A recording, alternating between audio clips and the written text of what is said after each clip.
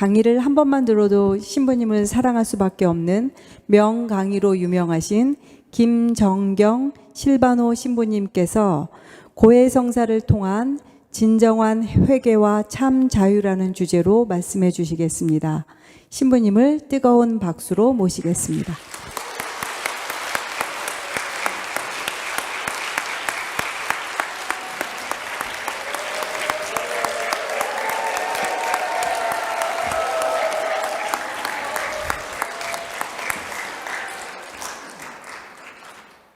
기도로 시작하겠습니다. 성부와 성자와 성령의 이름으로 아멘. 언제나 우리를 진리의 영으로 이끄시는 성령 하느님, 특별히 오늘 함께하는 이 시간 우리 안에 머물러 주십시오. 언제나 당신께서 이끄시는 대로, 당신께서 비추시는 대로 우리의 삶을 당신께로 영원한 생명을 향해서 나아가는 이 여정이 언제나 주님께 찬미와 영광이 되도록 우리를 그렇게 이끌어 주십시오. 함께하는 이 시간 당신에 대한 이야기를 함께 나누게 됩니다. 특별히 우리의 마음을 열어주시고 우리 안에 머무시면서 당신의 진리의 영으로 우리의 삶을 비춰주십시오. 그 안에서 우리의 삶이 언제나 영원한 생명을 향해서 나아가고 있는 여정임을 깨닫게 하시고 그 안에서 작고 소소한 하루의 일상 안에서 당신의 현존의 빛을 우리의 삶에 밝게 드러내 주십시오. 우리 주 그리스도를 통하여 비나이다. 성부와 성자와 성령의 이름으로 아멘. 요한이 전한 거룩한 복음입니다. 그들이 아침을 먹은 다음에 예수님께서 시몬 베드로에게 물으셨다. 요한의 아들 시몬아, 너는 이들이 나를 사랑하는 것보다 더 나를 사랑하느냐? 베드로가 예 주님, 제가 주님을 사랑하는 줄을 주님께서 아십니다 하고 대답하자 예수님께서 그에게 말씀하셨다. 내 어린 양들을 돌보아라. 예수님께서 다시 두 번째로 베드로에게 물으셨다. 요한의 아들 시몬아, 너는 나를 사랑하느냐? 베드로가 예 주님, 제가 주님을 사랑하는 줄을 주님께서 아십니다 하고 대답하자 예수님께서 그에게 말씀하셨다. 내 양들을 돌보아라. 예수님께서 세 번째로 베드로에게 물으셨다. 요한의 아들 시몬아, 너는 나를 사랑하느냐? 베드로는 예수님께서 세 번이나 나를 사랑하느냐 하고 물으심으로 슬퍼하며 대답하였다. 주님, 주님께서는 모든 것을 아십니다. 제가 주님을 사랑하는 줄을 주님께서는 알고 계십니다. 그러자 예수님께서 베드로에게 말씀하셨다. 내 양들을 돌보아라. 주님의 말씀입니다. 가끔 TV에 보면 광고의 밑에 아주 작은 깨알 같은 자막으로 이렇게 써져 있습니다. 상기 제품은 광고와 다를 수 있습니다. 저기 저 사진이 제가 서품 받을 때 찍었던 상본에 있는 사진이거든요. 그래서 아마 포스터에 있는 저 사진 보고 올라와 있는 제가 다른 사람이라고 또는 실망하시는 분이 있을지 모르겠습니다. 9년 전에 찍은 사진이라서요. 시간이 좀 많이 지났습니다. 그때는 새 신부였는데 시간이 좀 지나고 나니까 이제 헌 신부가 됐네요. 그래요. 오늘 저희가 함께 하고 있는 이 사순피정의 주제가 뭔가요? 고해성사를 통한 진정한 회개와 참 자유. 우리가 고해성사를 통해서 추구하는 것, 그 목표가 그 안에 분명하게 오늘의 주제에 들어가 있습니다. 고해성사를 보고 나면 뭔가 내 안에 그렇게 진실된 회개와 참된 자유가 있나요? 여러분들의 체험들을 한 번쯤 떠올려 보십시오. 그 고해성사 안에서 여러분들이 받았던 하느님의 은총이 풍부했었나요? 아마 가톨릭 신자들에게 있어서 고해성사만큼 어려운 게 없는 것 같아요. 되게 내 안에 있는 부끄러운 것들을 드러내야 하잖아요. 그래서 이런 것들을 하는 것들이 되게 불편해요. 그리고 요즘 사람들은 목소리 크고 목소리 크면 이긴다고 하잖아요. 내 자신의 잘못을, 특히 이 미국의 이민자 사회가 더 그런 것 같아요.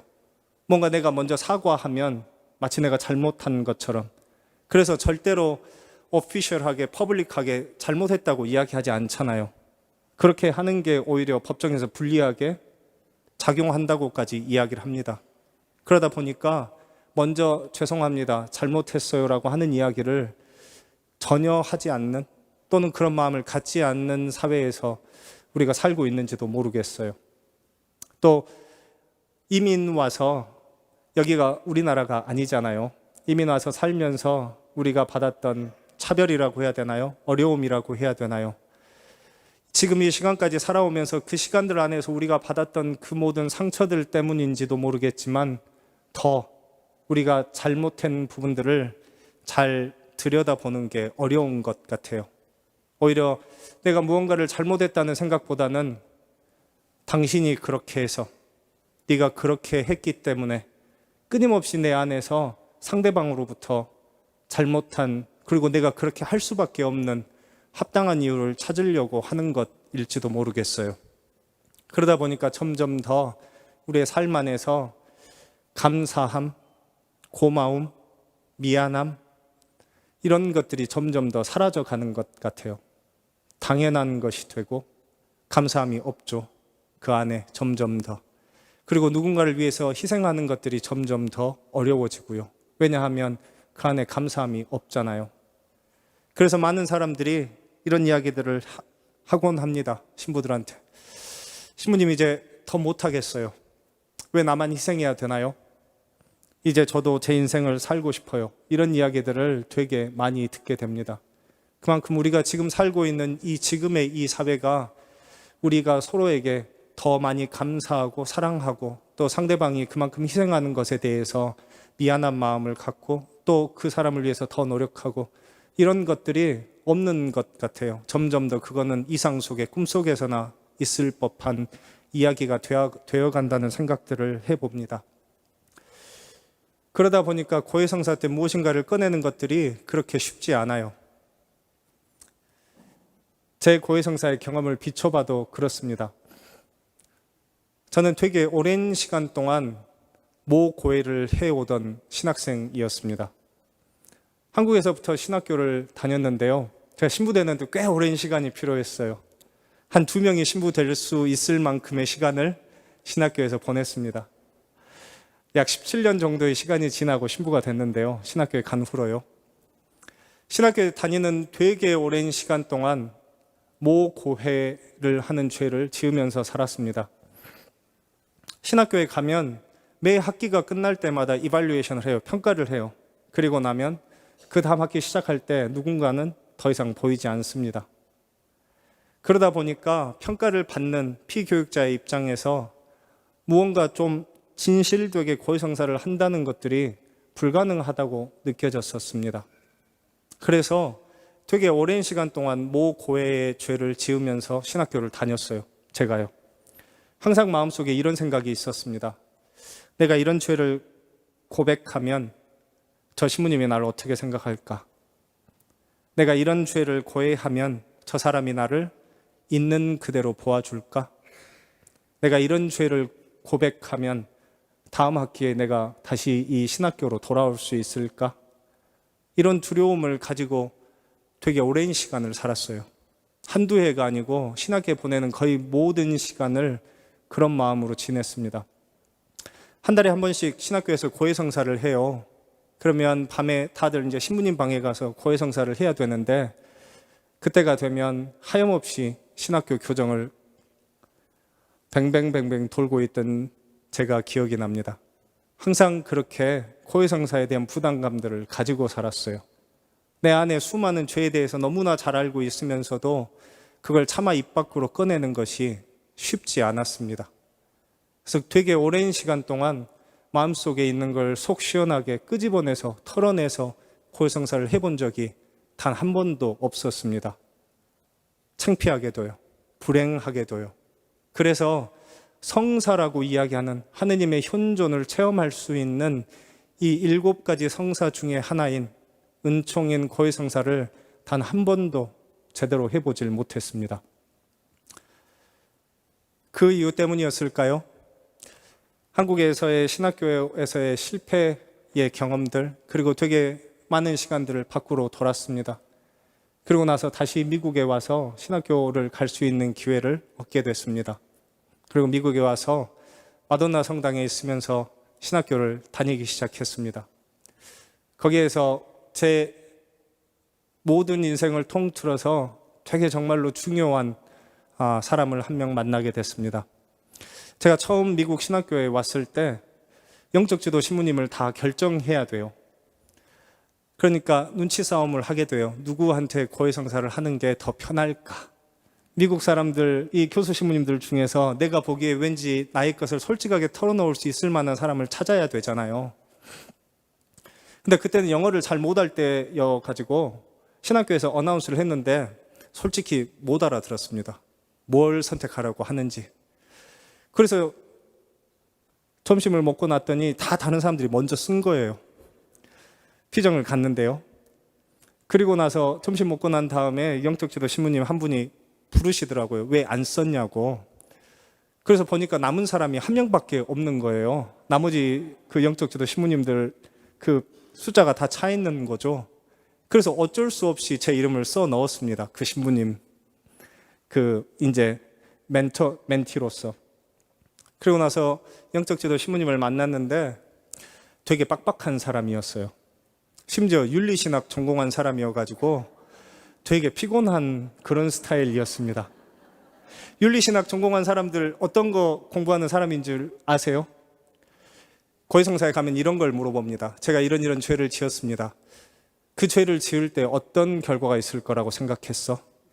그 죄를 지을 때 어떤 동기, 모티베이션을 가지고 있었지? 내가 이 죄를 지음으로써 이게 어떻게 될 거라고 그때 예상했어? 이런 것들을 물어보세요. 고해성사 때 그냥 단순하게 죄를 고해하고 그냥 그것에 대한 사제경을 주시는 게 아니고 꼬치꼬치 느낌이 고구마 캐는 것처럼 밭고랑에 쭈그리고 앉아서 고구마 하나씩 다 캐는 거죠. 줄기 걷어가면서. 이런 느낌이었습니다. 그래서 처음에 고해성사를 하다가 못하겠다고 제가 도망쳤어요. 너무 꼬치꼬치 물어보니까 죄 하나 고해하고 넘어가지질 않는 거예요. 다음으로. 그래서 되게 오랜 시간 동안 이제 또 수박 겉핥기 식으로 정말 마음속에 있는 거는 드러내보지도 못하면서 그냥 아주 편안하게 그 신부님이 별로 신경 쓰시지 않고 들으실 만한 모든 사람이 짓고 있을 법한 죄만 고해하기 시작했습니다. 제가 부제품을 받기 전날 피정을 하는데요. 신학생들이 같이 모여서 그 영적 지도 신부님이 계속 신학교에서 저랑 같이 있었습니다. 제 영적 지도 신부님으로. 그 신부님하고 3년을 보내고 난 다음이었는데요. 그 신부님이 저한테 이렇게 이야기해 주셨어요.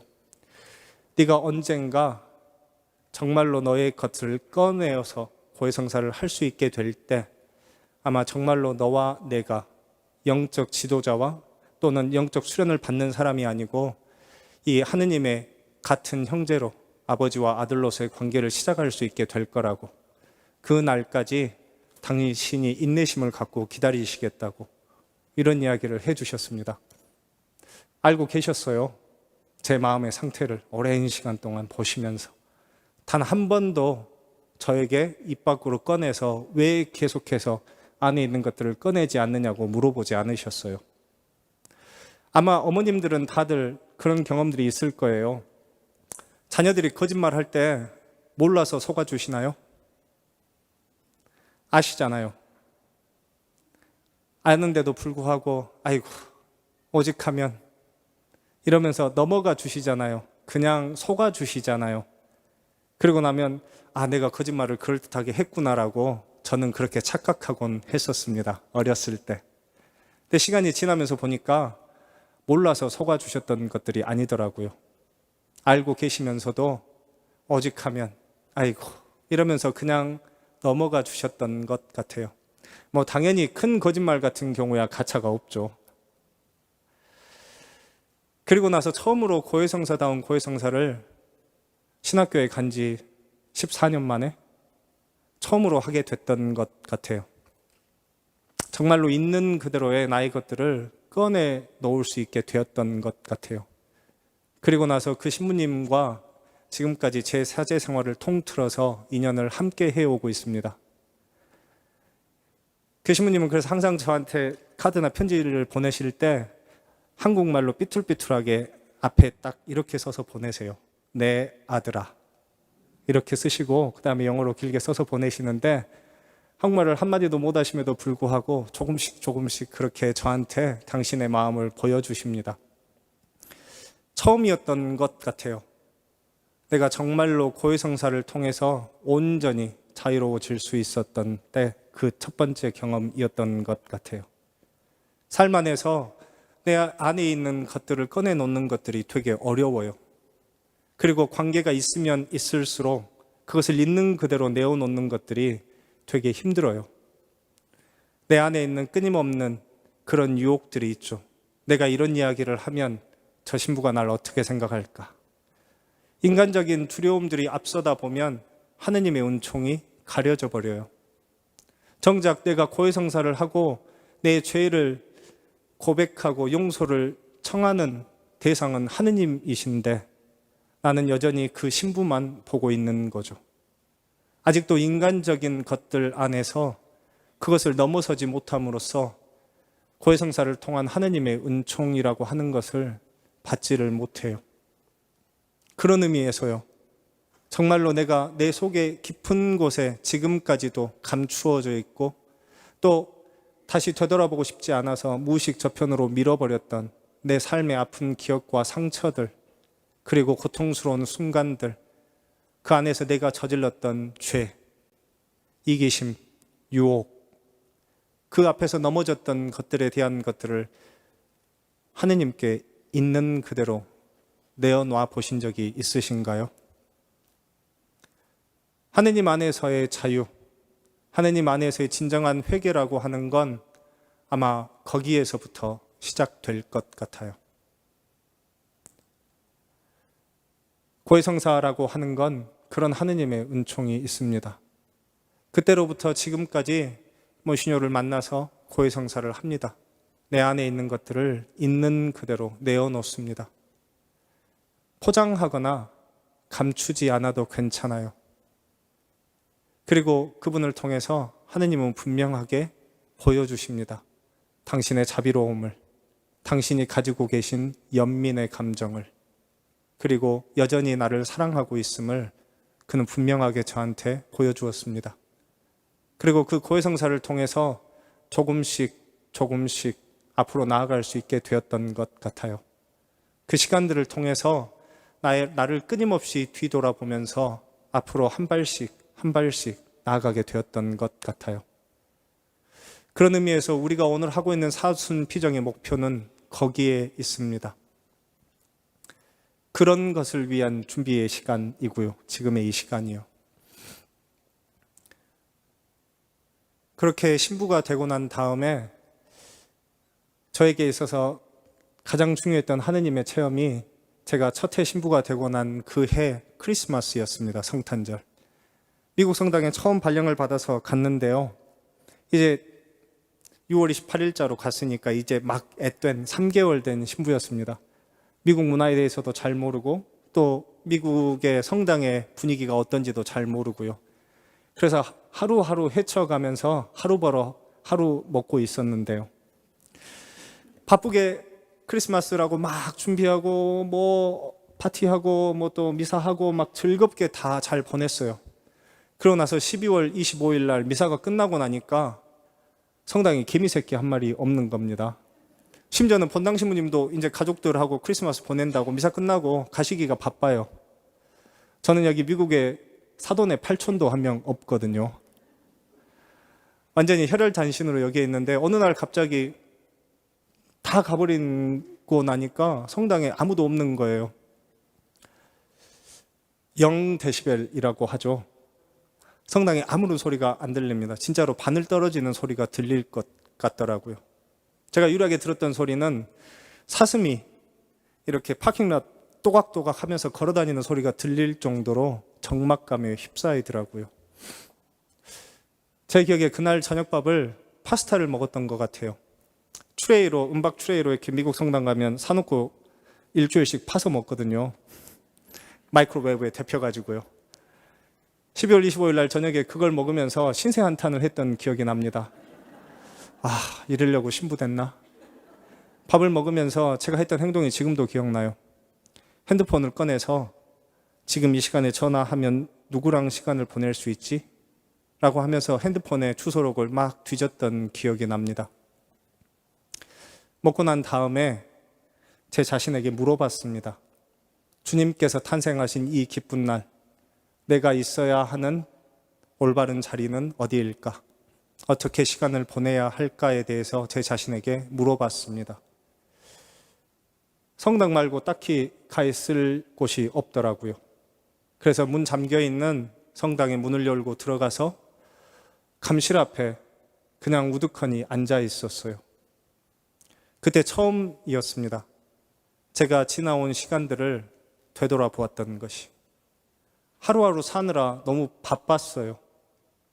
하루하루 살아남느라 너무 고생스러웠어요. 하루하루 나를 증명하고 내가 끊임없이 하느님의 부르심을 받고 있다라고 누군가에게 보여주는데 급급했더라고요.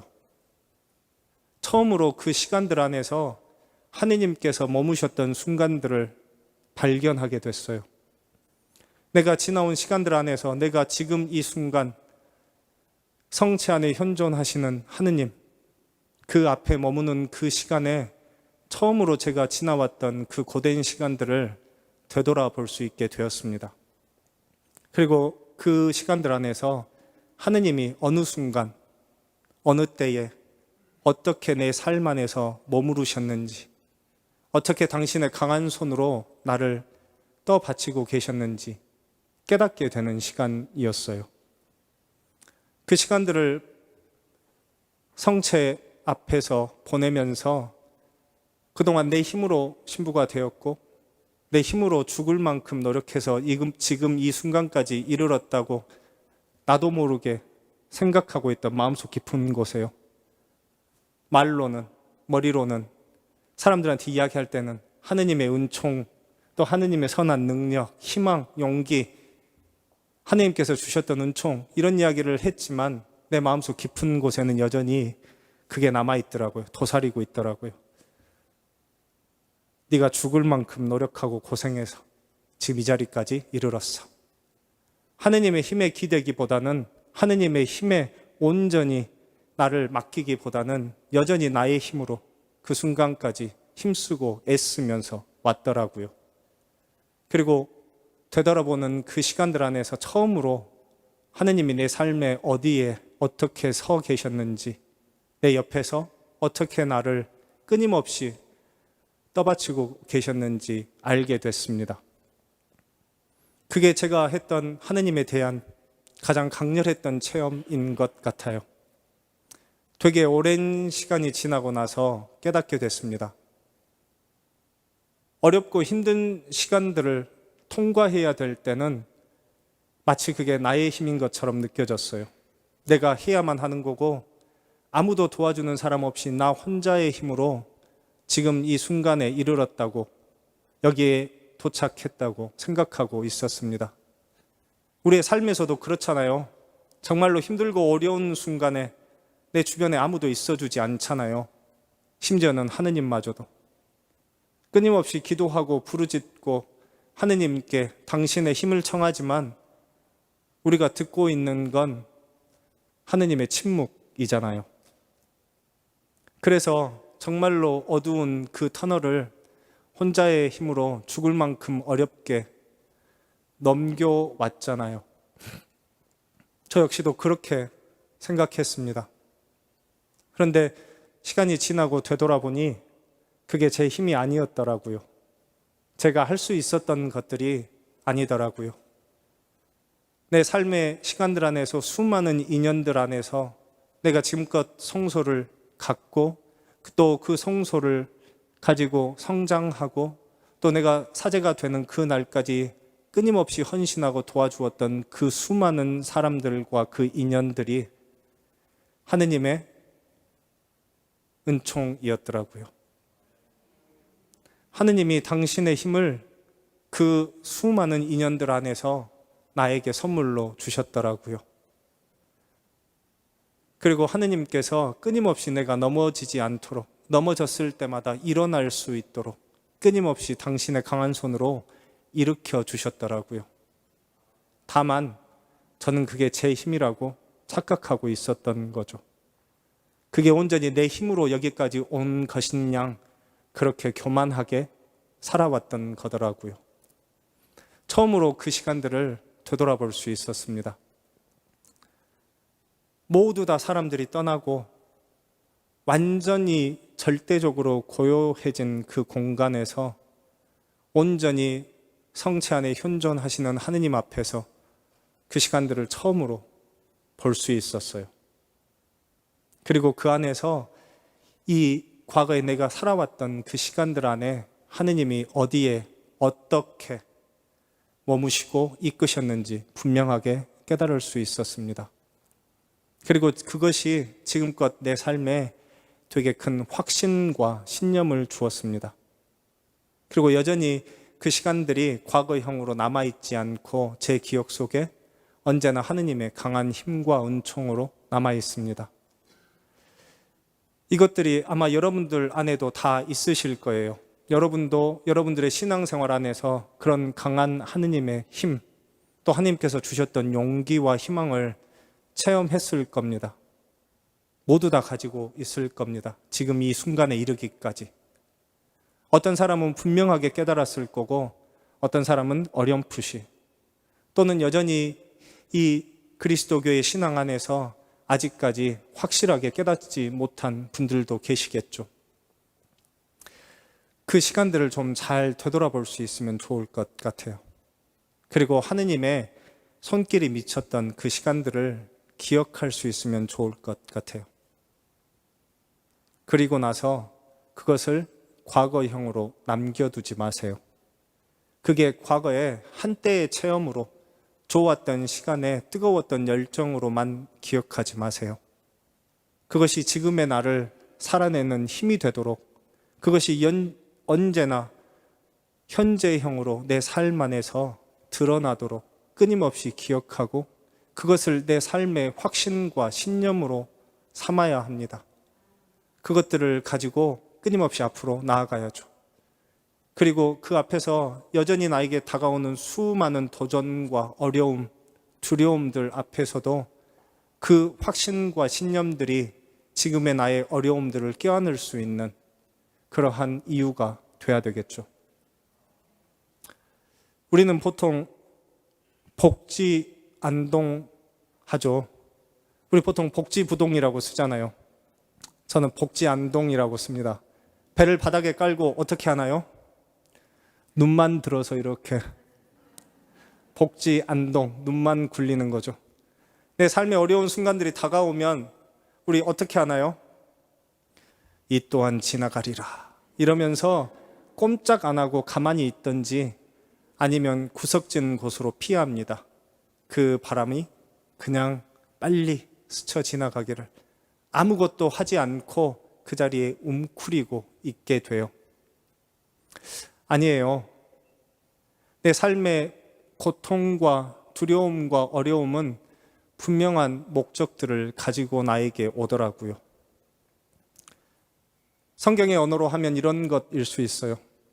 십자가 없는 부활이 있을까요? 성금요일이 없는 부활 성야는 우리의 삶에 올 수 있을까요? 우리의 삶 안에서 우리가 받게 되는 고통들, 되게 인간적인 요인들을 가지고 있어요. 내가 원치 않고 내가 기대하지 않았던 것들이 그냥 나에게 다가옵니다. 고통이라고 하는 이름으로, 두려움이라고 하는 이름으로. 그것들 안에서 우리는 분명하게 그것들의 목적이 있음을 깨달아야 돼요. 제 개인의 경험으로는 이런 것입니다. 제가 신부가 되고 나서 되게 행복해지더라고요. 제가 신부로 살면서 저희 어머니한테 어느 날 이렇게 이야기했습니다. 어머니, 그때 한국에서 신부 안 되길 천만 다행이에요. 그때 신부 됐으면 진짜 멋있게 살았을 거예요. 건달로. 조폭하고 신부하고 같은 게 뭔지 아세요? 검정색 옷을 입는다. 식당에서 밥을 먹으면 절대 돈을 내지 않는다. 뭐 이런 조건들이 같다고 하더라고요. 한국에서 살았으면 멋지게 살았을 것 같아요. 정말로 건달로 목에 딱 힘주고. 지나온 시간 안에서의 고통, 그리고 그 안에서의 좌절, 굴욕감, 그 안에서 내가 느꼈던 그 수많은 어려운 순간들이 오히려 저를 훨씬 더 순수하게 만들어 주었습니다. 그 고통스러운 순간들이 있었음에 지금의 내가 조금 더 단단해질 수 있었어요.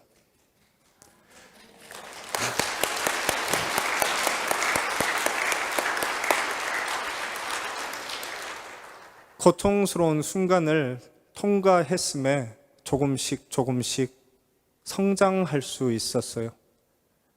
그 어려움들이 있었기에 기도할 수 있었고, 그 어려움이 있었기에 끊임없이 하느님을 찾을 수 있었어요. 되돌아보니 나에게 주어졌던 그 수많은 시련과 어려움들은 분명한 이유가 있었습니다. 그래서 제 삶 안에서 새롭게 고통이 다가올 때 저는 보통 이렇게 생각합니다. 아, 내가 그동안 나태했구나. 이제 하느님을 만날 때가 되었구나. 이제 하느님께서 내 삶으로 다가오기를 원하시는구나. 이렇게 생각합니다. 그 시간들이 다가옴으로써 내 안에서 또 새롭게 성장하고 더 순수해질 수 있겠구나. 바오로 사도가 그렇게 이야기하잖아요. 황금도 99% 순도의 황금도 불의 단련을 받습니다. 그리스도의 십자가상의 고통에 동참함으로써 우리는 순수한 하느님의 자녀가 될 것입니다 라고 이야기하잖아요. 바오로 사도도 평생의 그런 고통을 가지고 살잖아요. 바오로 사도를 떠올려 보십시오. 교회의 가장 첫 번째이자 위대한 신학자이자 12사도에 뽑히지 않았던 사람임에도 불구하고 13번째 사도로 불릴 만큼 이 교회의 초대교회의 성장에 있어서 반석이 되어 주었던 사도입니다. 그는 원래 율법학자이기도 했고, 그리고 또 그리스도인들을 잡아서 예루살렘으로 압송하는 일을 맡아서 하던 젊은 열혈 청년이었죠. 그래서 그는 그리스도인을 잡아들이고 죽이는데 앞장섰던 사람입니다. 그랬던 그가 부활하신 예수님을 만나고 나서 이제 개종을 하게 되죠. 예수님을 따르는 사람이 되게 되죠. 그러고 나서 그는 죽을 때까지 증거해야만 했습니다. 그는 죽을 때까지 증언해야만 했습니다. 자신이 완전히 하느님의 사람이 되었다고. 생각해 보십시오. 내 가족들, 내 친지들을 죽였던 사람이에요. 근데 이 사람이 예수님의 사도가 되었대요. 그리고 예루살렘으로 금이 환영합니다. 그리스도 교인들 사이에서. 그를 받아들일 수 있었을까요? 수많은 사람들이 그를 모함하고 죽이려 합니다. 피해 복수를 하고 싶어 해요. 그는 그 모든 비난을 죽을 때까지 감수하고 견뎌야만 했습니다. 그리고 그에게 있어서 가장 큰 고통이 그거였다고 이야기해요. 자신의 과거에 자신이 했던 행동으로부터 자신이 지금 받고 있는 비난들, 의심들, 그리고 심지어는 자신을 죽이려고 하는 위협들, 그 앞에서 그는 끊임없이 그리스도를 전해야만 했고 하느님의 부르심을 받은 사도라고 하는 걸 증명해야만 했습니다. 그래서 그의 삶 안에서 그 고통은 죽을 때까지 끊임없이 이어졌습니다. 그가 로마에서 결국은 그리스도 교인으로 죽고 나서야 아마 예루살렘 사람들이 이야기했을 겁니다. 그는 진짜로 하느님의 부르심을 받은 사도였다고. 그는 자신의 죽음으로, 자신의 피로써 자신이 받았던 소명을 증거해냈습니다. 우리의 삶 안에서 고통은 그런 역할을 할 수 있어요. 여러분들 자신에게 한번 물어보십시오. 우리 모두 다 고통에 익숙하지 않은 존재인 건 맞아요. 나든 여러분이든 우리 모두 다. 그러나 그 고통을 어떻게 받아들이느냐는 사람들마다 달라요. 어떻게 받아들이고 계세요? 여전히 내 배우자 탓, 내 자녀들 탓, 세상 탓, 이웃 사람들 탓, 남 탓으로 여전히 그렇게 지내고 있나요? 아니면 이 고통을 끌어안음으로써 그게 누구의 탓이 됐건 나에게 지금 다가오는 이 고통 안에서 오히려 순수하게 하느님을 찾고 하느님께 울부짖고 하느님께로 나아가려고 하는 노력에 선물로 삼고 계시나요? 아마 우리에게 있어서의 그리스도 교회에 있어서 가장 중요한 것 중에 하나는 고통을 받아들이는 자세일 겁니다. 여전히 십자가에 못 박혀 계세요. 그리스도는 여전히 우리를 위해서 십자가에 못 박혀 피 흘리고 계시죠. 그는 그 고통을 모두 다 끌어안습니다. 그리고 그 안에서 온전히 하느님께서 그에게 선물로 주셨던 십자가상의 순환과 죽음을 끌어안음으로써 마침내 부활의 영광을 만나게 되죠. 우리의 삶 안에서 우리가 정말로 그 부활의 신앙을 체험하고 또 부활의 신앙을 살아내고 싶다면 우리는 분명히 성금요일을 기억해야 합니다. 그가 십자가를 온전히 받아들임으로써 그가 온전히 그 고통을 끌어안음으로써 그의 삶 안에 하느님의 영광이 드러나죠. 그런 의미에서요, 내 자신이 그 고통을 대하는 자세가 어떤지 한 번쯤 되돌아보는 시간이 되면 좋을 것 같아요. 레이프로드 식구들한테는 몇 번 제가 말씀을 드렸는데요, 가끔 그런 생각들을 해봅니다. 하느님은 재물의 신이었던 것 같아요. 팬데믹 전까지는. 아침에 어떻게 기도하세요? 우리 남편 오늘 비즈니스 잘 되게 해주시고, 우리 자녀들 좋은 대학 가게 해주시고, 좋은 직장 갖게 해주시고, 남한테 드러내놓고 자랑할 만한 그럴듯한 며느리 받게 해주시고, 내 딸은 손에 물 안 묻히고 평생 편안하게 살 수 있도록 세상적으로 성공한 재물의 신이었던 것 같아요. 그리고 팬데믹이 시작되니까 하느님은 그 옷을 바꿔 입으셨습니다. 이제 건강의 신이죠. 우리 가족들 모두 건강하게 해주시고, 이제 하느님은 어떤 신이 될까요? 여러분에게, 우리에게. 재물의 신이었고 건강의 신이었습니다. 도깨비 요술방망이이기도 하고요. 이제 하느님은 어떤 분으로 우리의 삶 안에 존재하게 될까요? 이런 것들을 좀 내려놓는 거예요. 숨은 일도 보시는 하느님께서 보실 것이고, 여러분들이 좋아하는 청하여라, 두드려라, 이 구절의 끝에 가서 무슨 이야기가 나오나요?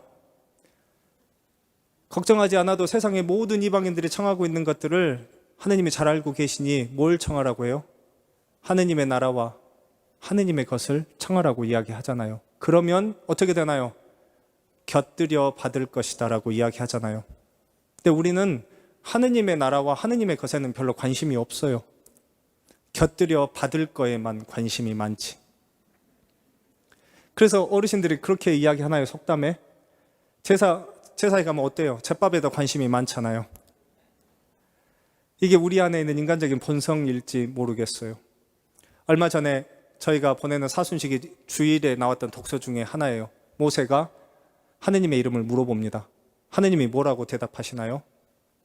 I am who am. 나는 있는 자 그로다. 야훼 하느님이라고 당신의 이름을 알려주시죠. 보통의 신들은 다 형용사를 가지고 있어요. 바알, 그러면 풍요의 신이잖아요. 아세라, 그러면 다산의 신이잖아요. 목적을 분명하게 뜻하는 형용사들이 앞에 붙어 있습니다. 꾸민 말들이. 야훼 하느님은 어떤 분이시라고요? 나는 있는 자 그로다. 세상의 모든 것을 움직이게 하면서도 움직이지 않는 유일한, 아리스토텔레스의 표현대로 하면 부동의 원동자, 모든 것 위에 혼자 홀로 서 있을 수 있는 독립된 신, 존재이죠. 이 모든 세상의 창조물의 출발점이자 시작이자 근원이신 분이잖아요. 그래서 어떤 형용사를 붙이지 않아도 그는 있는 그대로의 하느님이시죠. 그래서 예수님께서 그렇게 이야기하시는 것일 겁니다. 그러니 모두 다 곁들여 받을 것이니 너는 하늘나라와 하늘의 것을 추구하라고. 이 사순식이 우리가 함께 보내고 있는 이 시간 안에서 진정한 회개라고 하는 건 그런 것일 거예요. 하느님 이름의 앞에 붙어 있는 수식어, 형용사, 꾸민말, 이것을 내려놓는 것이요. 진정한 회개라고 하는 건 바로 하느님께 더 씌워져 있는 나의 욕망, 나의 욕구, 나의 이기심, 나의 자격지심을 내려놓는 것일 거예요.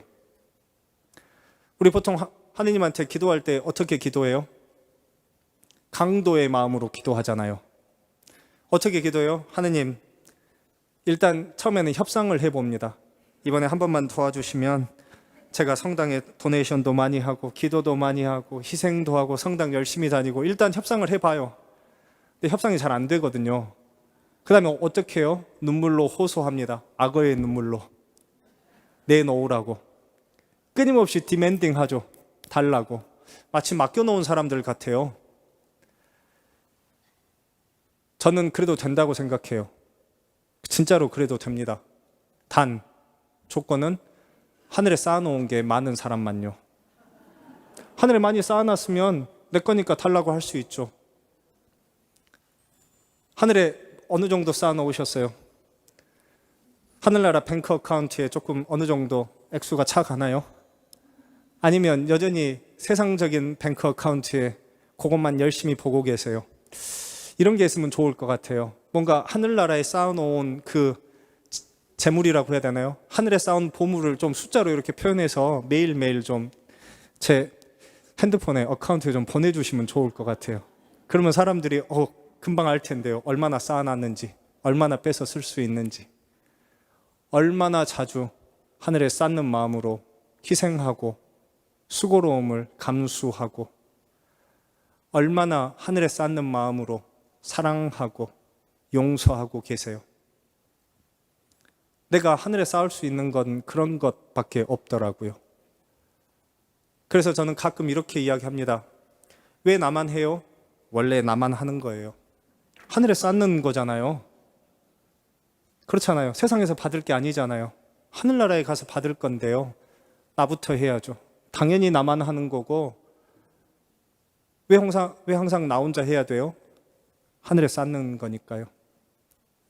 무엇인가를 할 때 하늘에 쌓는 마음으로 하는 연습들이 필요해요. 저도 무언가를 하고 나면 칭찬받고 싶은 욕구가 있을 때가 있어요. 누군가 사람들이 지나가면서 시쳇말이라도 고생했다고 수고했다고 말 안 해주면 가끔 서운할 때도 있습니다. 그러면 뒤돌아서서 제가 제 자신을 쓰다듬으면서 말합니다. 신부님, 하늘에 쌓았잖아요. 왜 여기서 다 받으려고 해요? 그러면서 제가 이렇게 기도합니다. 제가 잘하는 화살기도 중에 하나예요. 하느님, 제가 하늘나라 갈 때 꼭 확인할 겁니다. 기억해 주세요. 하늘에 쌓았습니다. 제가 이렇게 이야기해요. 실제로 제 자신한테 부끄럽게도 방에 올라가면서. 하늘에 쌓는 마음이 여전히 모자라서 인간적으로 여전히 받고 싶은 욕구가 제 안에도 있어요. 그런 생각이 들 때마다 제 자신에게 계속해서 이야기해 줍니다. 이거 하늘에 쌓은 거라고. 세상에서 받을 게 아니라고.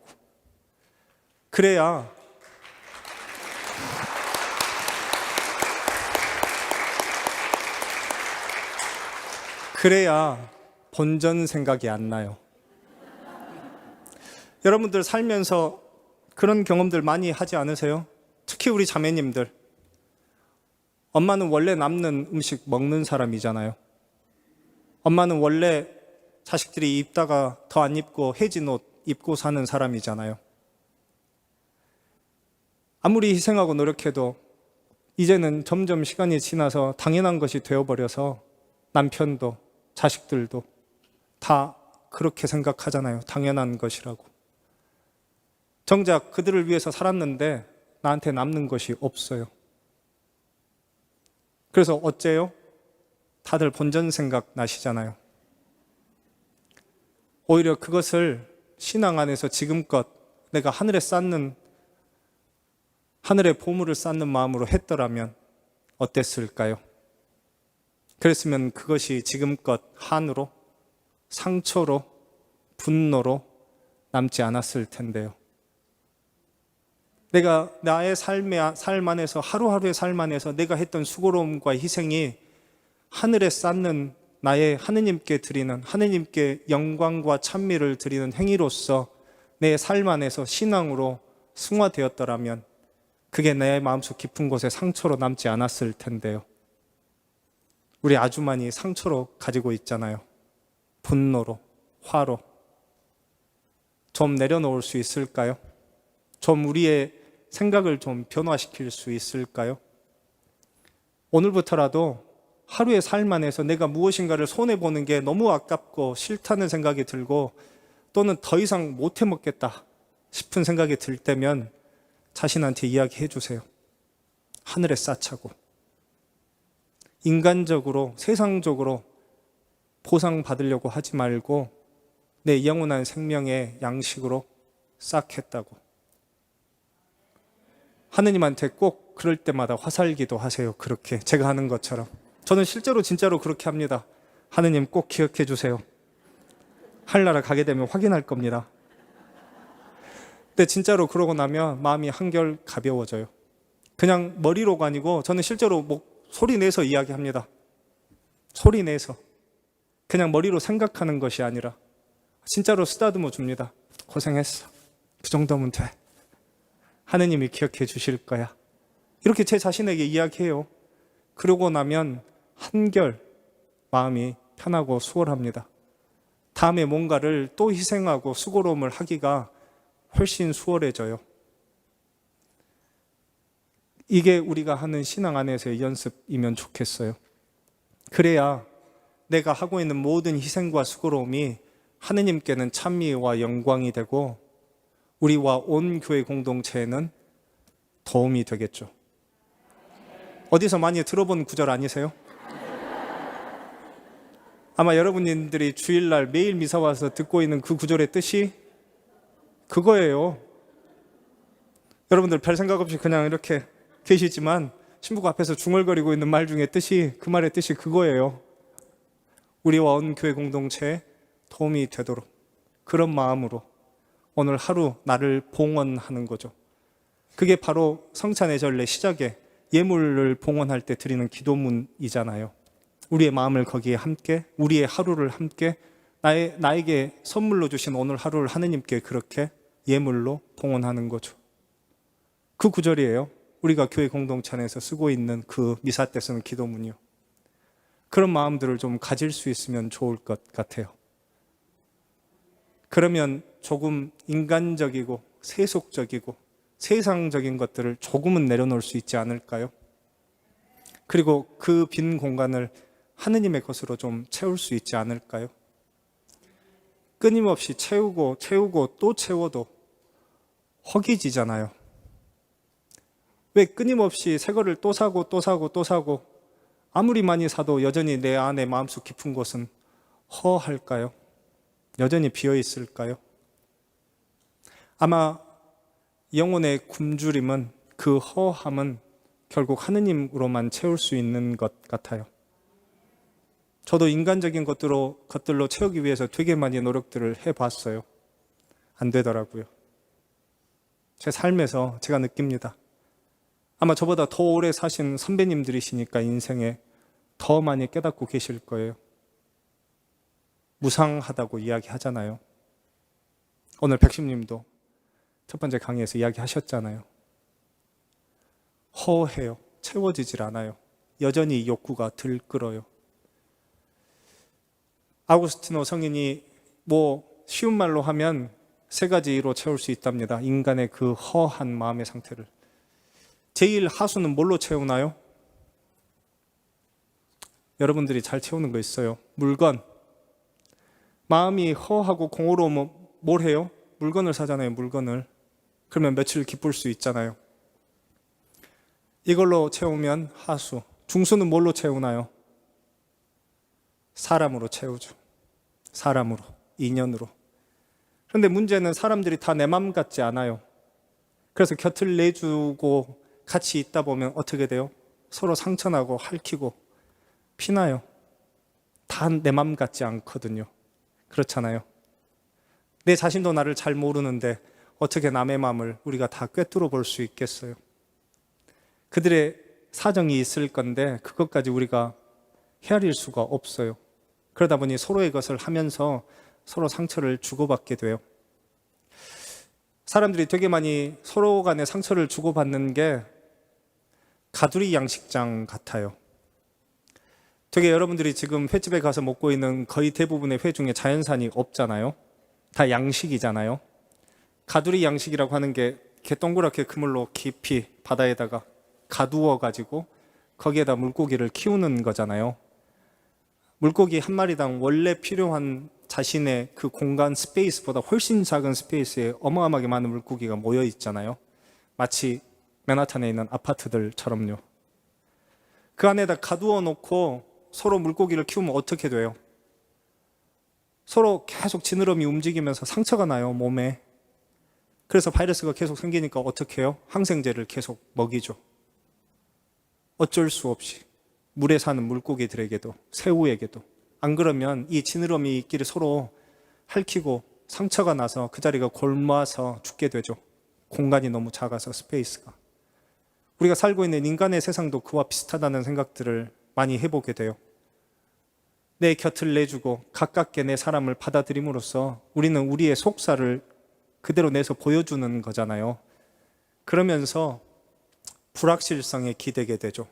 이런 막연한 믿음을 갖게 돼요. 내가 이렇게 있는 그대로의 나의 모습을 보여주어도 상처받지 않을 거야.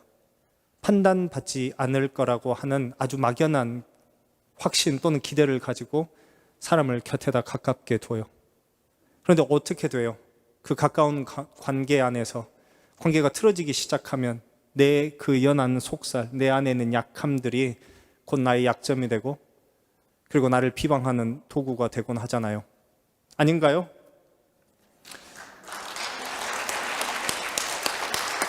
제가 더 쉬운 예로 들어보죠.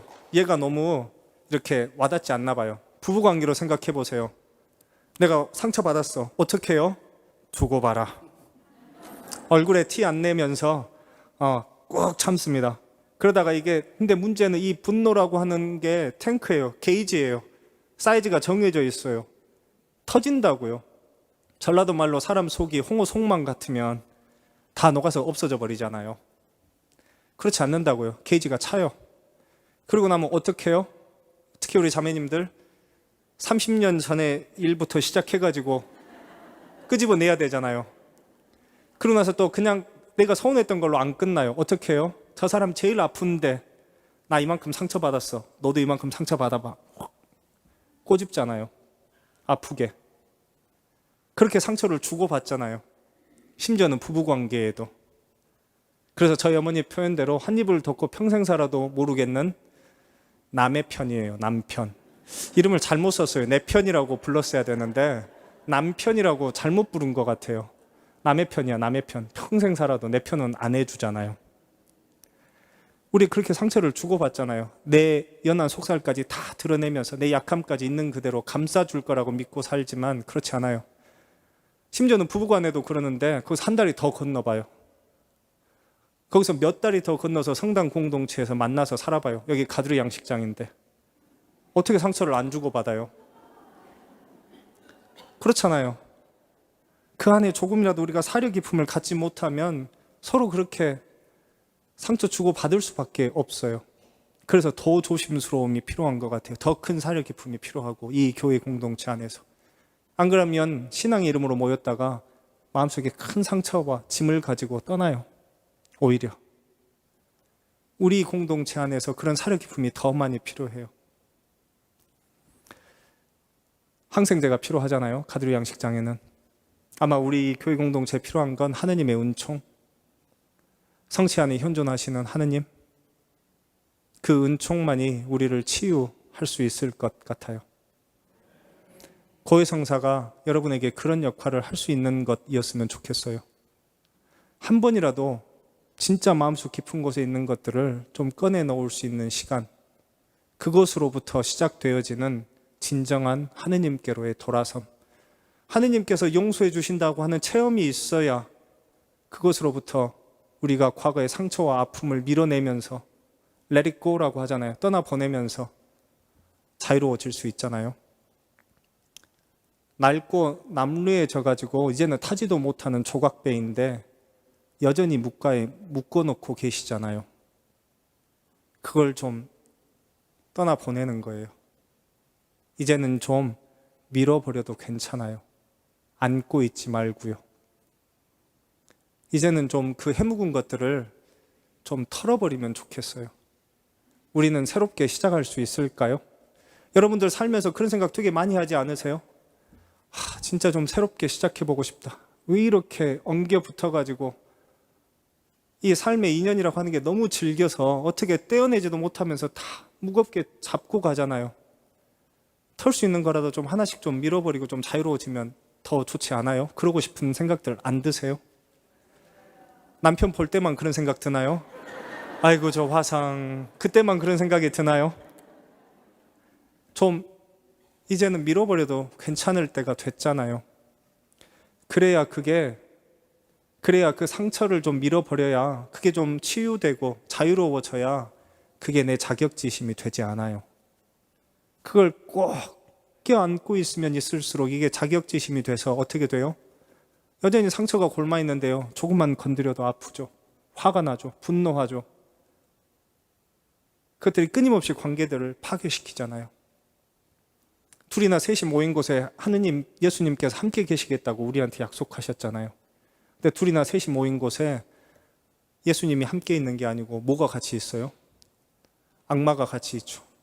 분노가, 화가, 두고 봐라. 이런 마음들 갖게 되잖아요. 조금 내려놔도 돼요. 좀 자유로워지는 그런 시간들 우리에게 필요해요. 그러려면 좀 치유돼야 돼요. 우리 안에서 좀 상처가 아물어야 돼요. 그러려면 상대방의 전적인 헌신으로 되지 않아요. 내 자신이 여전히 꽉 쥐고 있으면요. 좀 힘을 좀 풀어서 바람을 좀 통하세요. 여기 우리 의사 선생님, 루시아 자매님도 계시지만 상처가 났는데 골마 있는 거 드레싱도 안 하고 계속 밴데이지만 붙여놓으면 어떻게 돼요? 다음에 도려내야 돼요. 다음에 고름 다 짜내고 도려내야 된다고요. 우리가 가지고 있는 과거의 상처들 어때요? 나도 들여다보지 않잖아요. 누가 벌새라. 그 상처 나 있는 거 그대로 커버해가지고 싸매가지고 여전히 그대로 가지고 있잖아요. 안에 골마서. 이제는 피 날 때까지 새살 돋으려면 도려내야 돼요. 바람도 쐬야 되고 약도 발라줘야 돼요. 남이 해주는 게 아니에요. 내가 시작해야 하는 거라고요. 그리고 거기에 하느님의 은총이 스며들게 하느님께로 내어놓을 수 있어야 된다고요. 고해성사는 그런 것입니다. 고해성사의 5가지 단계 여러분들 아마 다 예비자 교리 때 배우셨을 거예요. 근데 성당을 오래 다니시면서 예비자 교리 했던 거 아마 다 잊어버리셨겠죠. 자, 고해성사 간단하게 제가 조금 설명을 할게요. 첫 번째 단계 뭔가요? 첫 번째로 해야 되는 거 뭐예요? 신부를 만나러 간다? 아닙니다. 첫 번째 단계 성찰이라고 하죠. 성찰. 뭐예요? 내 삶을 좀 되돌아보는 거예요. 내 과거의 시간들, 내가 지금 이 순간에 이르기까지 어떻게 살아왔는지, 내 삶에서 나를 이끄는 힘이, 원동력이 무엇이었는지, 나는 오늘 하루 하느님께로 가는 영원한 생명의 이 여정 안에서 살아왔는지, 또는 오늘 하루 나를 살아내는 힘의 원동력이 어때요? 미움일 때도 있어요. 분노일 때도 있고, 화일 때도 있고, 욕심일 때도 있어요. 탐욕일 때도 있고, 이기심일 때도 있어요. 오늘 하루 나를 살아내게 하는 힘, 그 원동력이. 그리고 가끔 하느님이실 때도 있어요. 내가 지금 어디에 발딛고 서 있는지, 무엇을 향해서 나아가고 있는지 한 번쯤 멈추어 서서 내가 지나온 길을 돌아볼 필요가 있어요. 이게 성찰이에요. 성찰. 내 자신의 삶을 한번 되돌아보는 거죠. 여기서 중요한 건 죄가 무엇인지 정확하게 이해하는 거예요. 죄라고 하는 게 뭔가요? 이거 도덕과 윤리의 문제가 아니에요. 가톨릭 교회는 도덕과 윤리로 여러분들을 올감해가지고 절벽 밑으로 밀어뜨리는 종교가 아니에요. 지금 제가 서 있는 이 상태가 죄 중에 있는 상태예요. 하느님하고 눈 맞춤하지 못하고 등 돌아서 있잖아요, 지금. 그렇잖아요? 하느님하고 눈 맞춤하지 못하고 등을 완전히 돌아서 있는 상태, 이게 히브리 말로 죄라고 하는 말의 뜻이에요. 내 삶의 모든 스펙트럼을 한번 펼쳐보세요. 시간도 시간이지만 내 지금 삶의 원의와 동기부여와 내 삶의 목표들을 한번 좀 펼쳐서 봐보세요.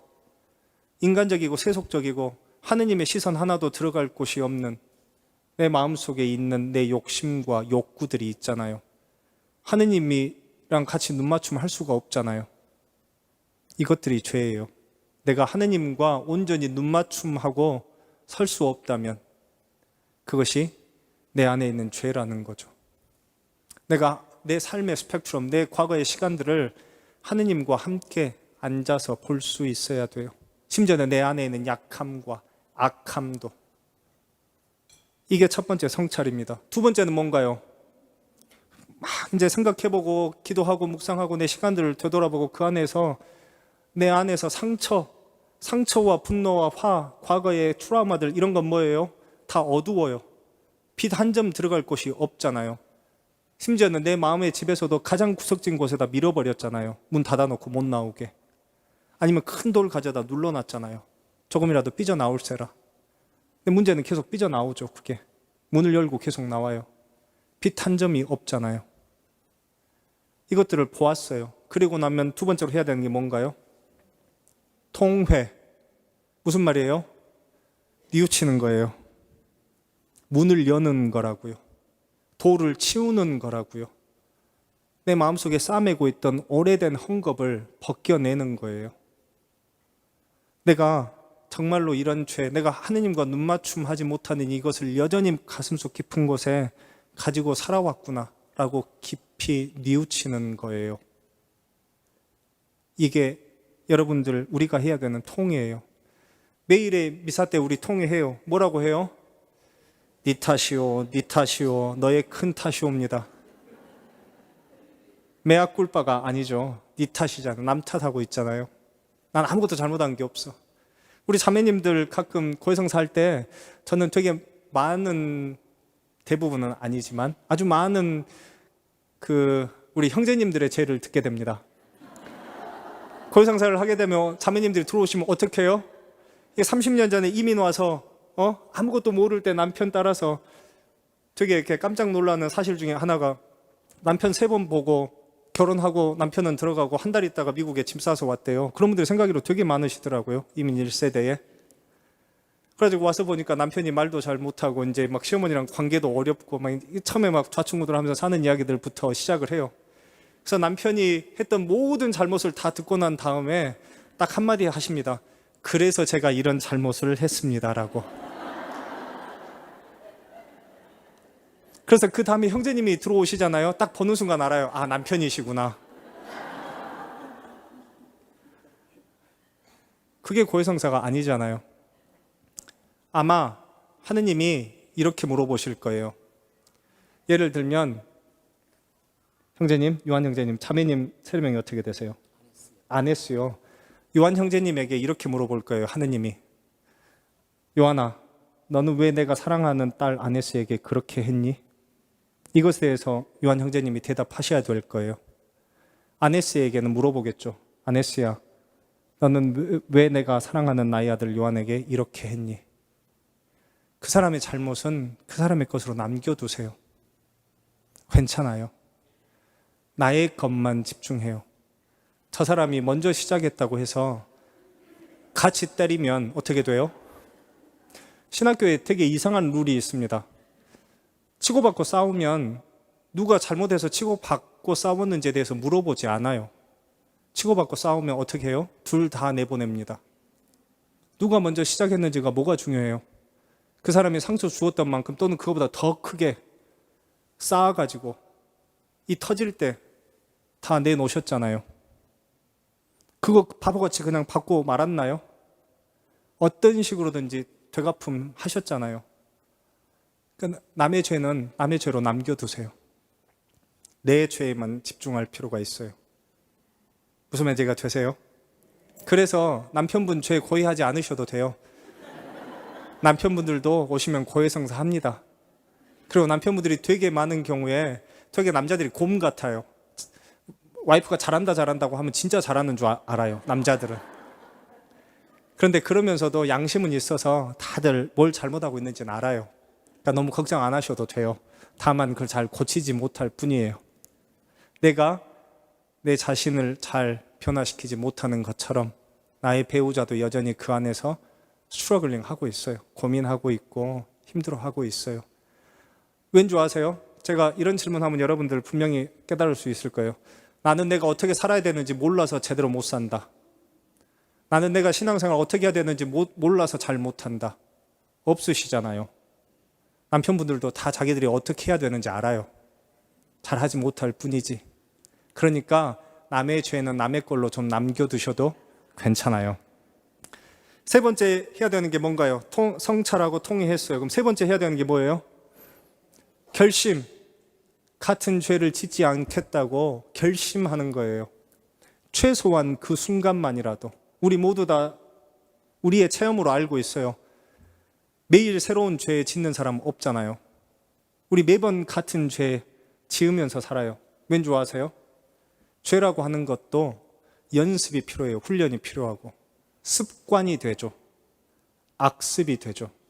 우리에게 있어서 좋은 습관이 있는 것처럼 죄를 짓는 것도 어때요? 벌써 몸에 배어 있어요. 그게 오랜 시간 동안 연습해서.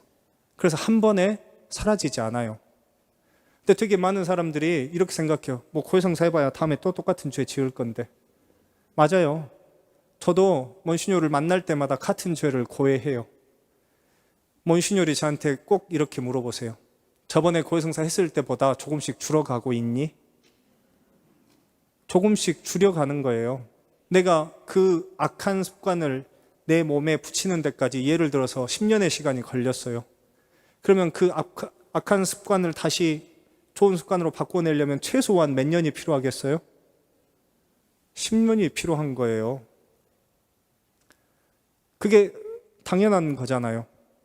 좋은 습관도 어렵게 붙였어요. 그래서 쉽게 사라지지 않는 거죠. 악한 습관도 내 몸에 너무 익숙해질 때까지 몸에 붙여왔어요. 연습했어요. 쉽게 사라지지 않아요. 내가 끊임없이 뉘우치고 결심하고 뉘우치고 결심하고 넘어질 때마다 다시 내가 하나님께 일어나서 용서를 청하고 수백 번, 수만 번 이 과정을 통해서 조금씩 색깔이 옅어지는 거라고요. 그러니 여러분 안에서 이런 생각이 들 때 이거 악마의 유혹이에요. 유혹자예요. 이거 해봐야 똑같은 죄 또 지을 텐데 짓겠죠. 최소한 전에는 모르고 짓는 무의식적으로 습관적으로 짓는 죄였다면 이제는 좀 어때요? 최소한 그렇게 해놓고 돌아서는 순간에라도 깨달을 수 있으면 그게 은총이에요. 내가 그걸 하려고 하는 욕구가 생기는 순간에 이거 죄인데 라고 생각할 수만 있어도 은총이에요. 그러면 그 행동을 할 때 의식적으로 하려고 하는 순간에 멈칫하게 되거든요. 그걸 참을 수 있을 때까지 해나가는 거라고요. 익숙해질 때까지. 그래서 끊임없이 결심해야 돼요. 그리고 난 다음에 뭔가요? 그리고 나서 신부 나부랭탱이를 찾아와야죠. 그리고 나서 나의 이 어떤 성찰을 했고 그 안에서 내가 어떻게 뉘우쳤고 어떤 결심을 했는지에 대해서 고해하는 거예요. 누구한테요? 살아계신 하느님한테요. 신부는 도구일 뿐이에요. 그리고 여러분들 너무 걱정하지 마세요. 아직 성경책에 없는 죄 짓는 사람 못 만나봤어요. 제 신부 생활이 너무 짧아서 그럴 수도 있는데 와 이건 정말 신박한 죄다 라고 생각하는 죄를 아직 못 들어봤어요. 우리에게는 모두 다 정말 그 창피한 거고 부끄러운 거고 나한테만 있는 아주 유니크한 이런 죄인 것처럼 우리 생각하잖아요. 근데 재밌는 게 우리 가두리 양식장에 살아요. 되게 모여 산다고요. 같은 분위기, 같은 환경에서 끊임없이 살고 있다고요. 그리고 서로 죄를 주고받아요. 나 혼자 죄를 짓는다는 게 생각해 보세요. 대상이 있어야 되잖아요. 누군가에게 죄를 짓는 거잖아요. 내 행동으로. 그러므로 내가 죄를 지었으면 누군가 상처받은 사람들이 있잖아요. 여러분들이 죄를 고해하면 그것으로부터 상처받은 사람도 나한테 와서 고해성사를 해요. 그러니까 너무 걱정하지 마세요. 있는 그대로 내어놓을 수 있으면 좋아요. 여러분들 판단하지 않아요. 기억하지 않아요. 그래서 가끔 사람들이 저한테 이런 이야기 하면 제가 되게 당황스러워요. 아, 신부님 저번에 우리 피정 때 고해성사 때 만났는데요. 아, 예. 아, 그래요, 자매님. 그 자매님이 내어놓으셨던 죄가 너무 신박하지 못해서 제가 기억을 못하는 거예요. 하나님이 주신 은총이기도 해요. 그 죄 어떻게 다 기억하고 저 사람들 일일이 판단해 가면서 어떻게 살아요? 내 죄도 무거워요. 자매님, 걱정하지 마세요. 조금 내어놓으셔도 돼요. 그리고 그게 더 인간적이에요. 그게 더 신앙인답고요. 오히려 그렇게 잘 고해성사 준비해서 오시는 분들을 보면 어때요? 기뻐요. 힘이 나요. 아주 안타깝게도 신부로 살면서 이제 9년쯤 되니까 30초만 들어도 얼마나 준비했는지 알 것 같아요. 여러분들이 제일 하지 말아야 되는 거, 이건 팁이에요. 미사 시작하려고 제 입방에 5분 전에 준비하고 있는데, 아, 신부님 금방 하면 된다고, 금방 하면 된다고, 고해성사 달라고, 미사 전에. 그러면 어떤 느낌인 줄 아세요? 어떨 것 같아요? 되게 모욕적이에요. 굴욕적이에요. 나에게 있어서 고해성사가 이 성찰과 통회와 결심이라고 하는 게 그런 것들이 아니잖아요. 그냥 성체 모셔야 되니까 5분 전에 얼른 와서 빨리 해주고 가라고. 그러지 않았으면 좋겠어요. 성사잖아요. 예수님의 성체를 받아 모시는 것도 마찬가지예요. 그리스도의 몸 하면 어떤 분은 저한테 그러세요. 실제로요.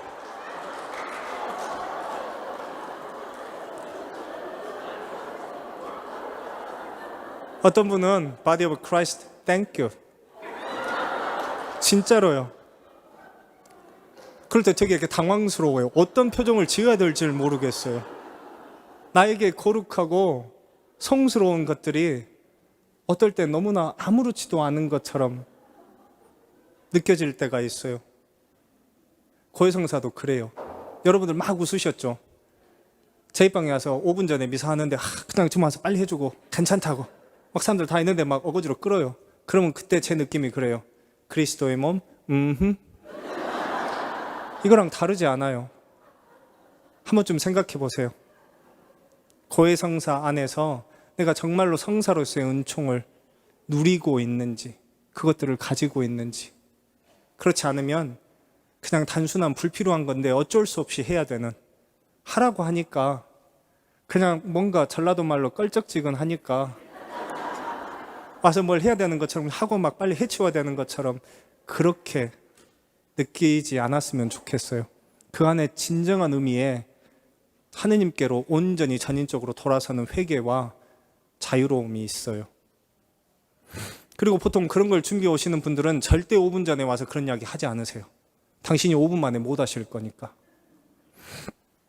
다섯 번째 뭔가요? 고해성사 그렇게 하고 나면 보속. 내가 그 죄를 뉘우치는 마음으로 같은 죄를 짓지 않겠다고 마음속으로 결심하고 그것을 기도로서 하느님께 은총을 청하는 거예요. 그 보속을 함으로써, 선한 행동을 함으로써 내가 그것들을 하겠다고 하는 마음의 준비와 하느님의 은총을 청하는 시간을 갖는 거죠. 이렇게 5단계로 되어 있습니다. 여러분들 모두 다 알고 계시는 내용이죠. 이게 새로 듣는 신박한 교리만 안 돼요. 여러분들 에비자 교리 너무 오래되셨겠지만 여러분들이 매일의 삶에서 하고 있는 고해성사가 이것이어야 해요. 그러려면 어떻게 해야 돼요? 저녁에 집에 가시면 혼자 침묵할 수 있는 시간을 좀 가지세요. 집에 이제 애들도 다 떠나셨잖아요. 집에 이제 화상이랑 둘이 살잖아요. 그러면 서로 간에 개인적인 공간들, 시간들 갖지 않으세요? 핸드폰 좀 보실래요? 저기 있어요. 근데 그러면 혼자만의 시간들 보낼 때 여러분들 뭘 쓰세요? 사람이든 물건이든 올바른 장소와 목적이 있어요. 물건의 용도는. 핸드폰 충전기가 내 침대 바로 옆에 있다. 왜 핸드폰 충전기의 올바른 장소는 침대의 머리맡일까요? 한 번쯤 생각해 보세요. 거실이나 주방 테이블탑에다 놔둬도 괜찮은 건데 밤에 자기 전까지 어린애들이든 나이 드신 분들이건 올바른 장소에 두는 거 좋아요. 조금 이것과 떨어져 보면 유튜브 여러분들이 보고 계신 거 조금만 줄이면 내가 정말로 혼자 있을 수 있는 시간, 기도할 수 있는 시간 조금이라도 더 가질 수 있지 않으세요? 아마 여러분들 다 있으실 겁니다. 유튜브 보다가 벌써 시간이 이렇게 됐어. 그리고 불이 나게 잠자리 드시는 경험들 다 있으실 거예요. 유튜브에는 동영상에는 시간이 표시되지 않습니다. 왠 줄 아세요? 시간이 표시되면 시간이 거기에 보이면 사람들이 어떻게 해요? 어이구 그만 보고 뭐 해야지 이렇게 되거든요. 그러면 안 되니까 그 위에다 시간이 표시되지 않도록 해놓는 거거든요. 동영상 자체가.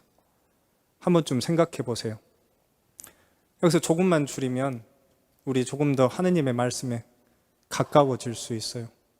어렸을 때 신학교에 갔는데 성무일도가 부제님 정도 되니까 너무 이렇게 막 해지기 시작하더라고요. 얼마나 멋있어 보이던지. 어린 마음에 성무일도 가서 방에 가가지고 이렇게 문지르던 때가 기억이 납니다. 오래 보다 보면 손에 익숙해지기 시작하면 달아요. 괜찮아요. 묵주알이 만질만질하게 수녀님들이 가지고 계신 것들이 얼마나 부럽던지. 내 묵주알은 왜 이렇게 뻣뻣해? 손때가 안 묻어서 수녀님한테 묵주 뺏고 그랬던 기억이 나요. 신학생 때. 허영심이었던 거예요. 내 안에 있는 기도하는 척 하고 싶은 마음. 시간이 지나니까 부드러워지더라고요. 시간을 좀 들이세요. 그 안에서 하느님과 함께하는 시간들을 좀 끊임없이 가지세요. 그러면 그 안에서 나를 좀 발견할 수 있게 돼요. 원래의 나를, 순수했던 나를 하느님께로 온전히 열렬한 마음으로 하느님을 찾던 그때의 나를 다시 만나게 돼요. 그 순간을 위해서 하루하루의 삶 안에서 우리 좀 수고로움을 하자고요. 이 강의가 끝나고 이제 성취연시 시작하고 고해성사를 보게 될 거예요. 여러분들을 위해서 12분의 신부님이 와 계세요. 고해성사 때 신부님들한테 특별히 부탁을 드렸습니다. 제가 신학교 때 들었던 말이에요. 신부가 절대 고해서에서 하면 안 되는 말. 무슨 말인지 알겠고요, 자매님. 보석은요, 판공성사 가면 그 이야기 한 번쯤은 다 들어보지 않으셨어요? 판공성사 때 가서 그렇게 길게 할 기회가 없잖아요. 막 뒤에 줄 막 쫙 서 있고 이러니까. 오늘 한번 해보는 거예요. 신부님들이 인내심을 가지고 열심히 들으실 거예요. 저는 취임새도 넣어드립니다. 그래요? 열심히 듣습니다. 여러분들이 속 시원하게 할 수 있을 때까지. 다만 잘 되돌아보시고, 아셨죠? 잘 성찰하시고 내 안에 있는 죄들을 잘 찾으세요. 잘 발견하세요. 성령 하느님의 은총이 이끌어 주실 거예요. 그 안에서 뉘우치고 결심하고 내가 새로운 사람이 되겠다고. 괜찮아요. 아마 보나마나 3일이면 못 하실 거예요. 괜찮아요. 3일 후에 또 매일의 삶 안에서 해나가면 돼요. 끊임없이. 넘어질 거예요. 무서워하면 안 돼요. 두려워하면 안 돼요. 자포자기하면 안 돼요.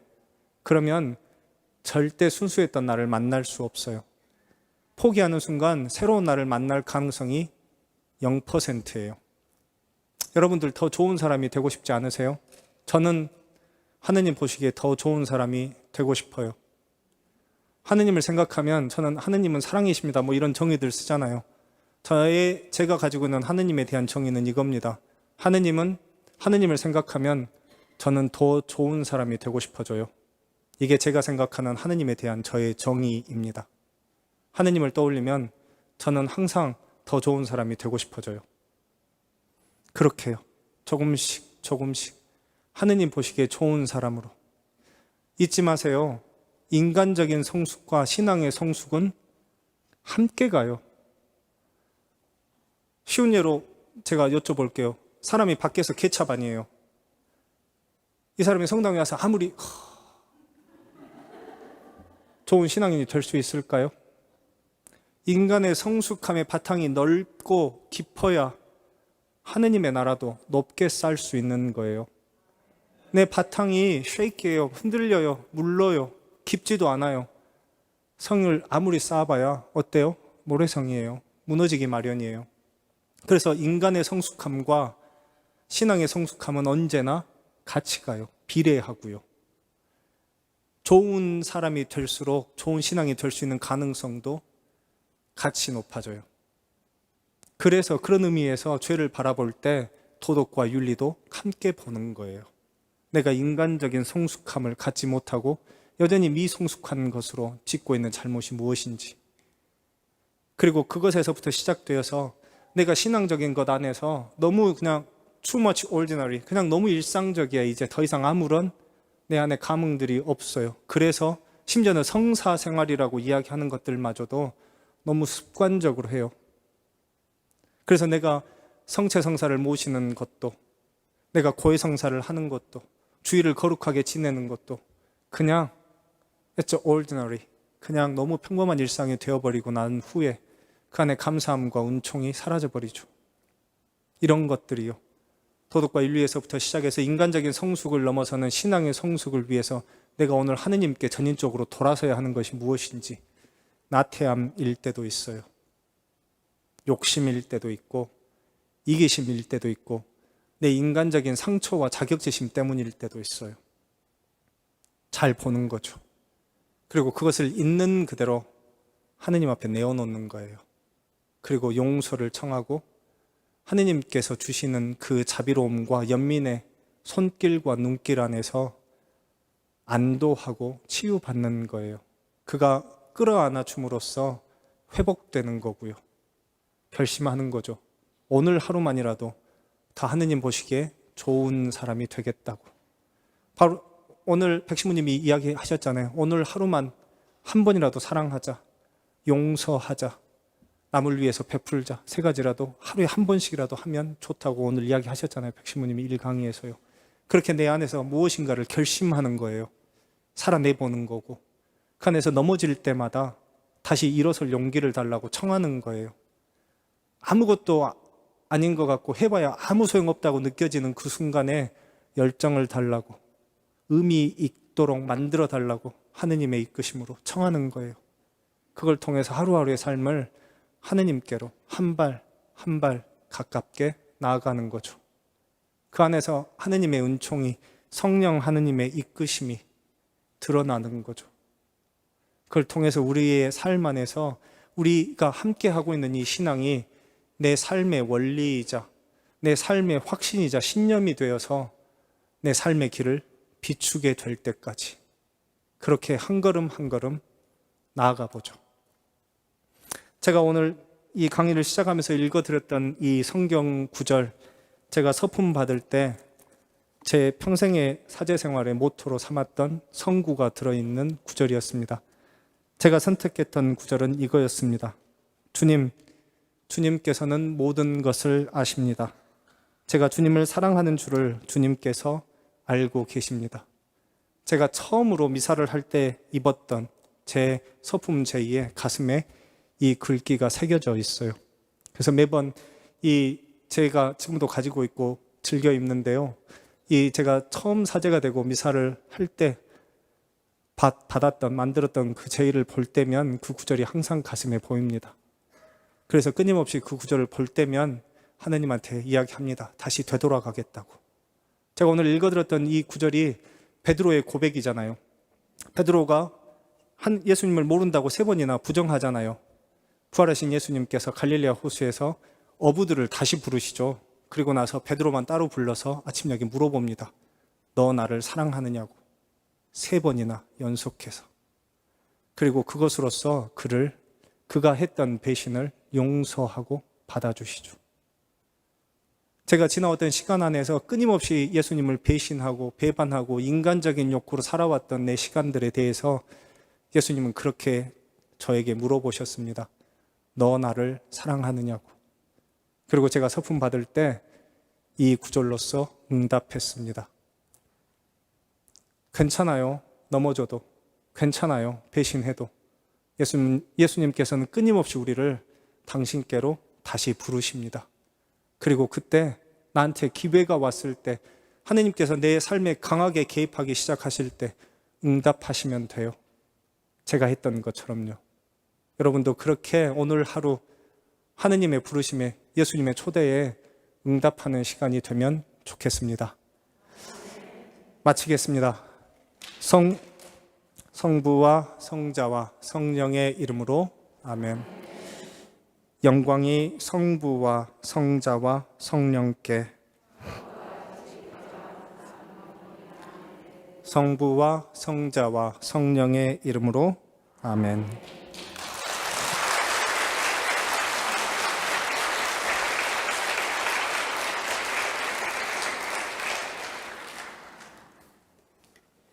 신부님께서